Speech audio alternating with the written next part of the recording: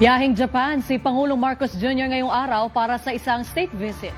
Ayon sa Department of Foreign Affairs, bagong defense at economic agreements ang inaasang lalagdaan ng dalawang bansa. Mapag-uusapan din ang alok na $10 billion na assistance ng Japan sa ASEAN countries. Si Hardy Valbuena nakatutok.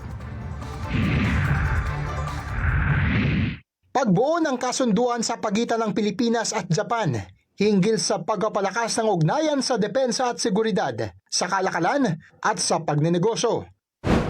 Ito ang mga pangunahing tututukan sa state visit ni President Ferdinand R. Marcos Jr. at First Lady Liza Araneta Marcos sa Japan mula May 26 hanggang 29. Ayon sa Department of Foreign Affairs, magkakaroon ng audience ang Pangulo at ang unang ginang sa Japanese Emperor at Empress. Tatalakayin naman ng Pangulo sa bilateral meeting kay Japan Prime Minister Sanae Takaichi ang sigalot sa West Philippine Sea at iba pang regional issues na magiging pundasyon sa pagpapatatag pa sa security cooperation ng dalawang bansa. Gusto nating mapagtatag o deeper ang collaboration natin on operational cooperation in maritime and security areas. Kasama na dito ang information sharing, ang collaborate po ng ating defense agencies and ang transfer po ng defense equipment.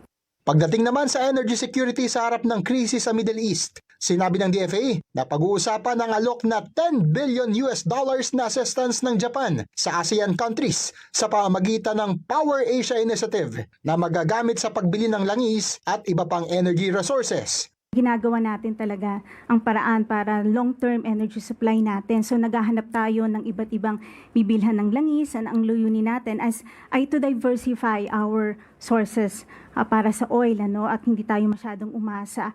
Harap din ang Pangulo sa Japanese business groups. Tiyak na makapag-uwi ang Pangulo ng investments mula Japan. Pero sa ngayon ay hindi pa tinukoy kung ano-anong mga sektor ang makikinabang dito. Makikisalamuha rin si Pangulong Marcos Jr. sa Filipino community sa Japan. Sa datos ng DFA, mahigit 340,000 na Pilipino ang kasalukuyang namamalagi o nagtatrabaho sa nasabing East Asian country. Hardy Valbuena, IBC News.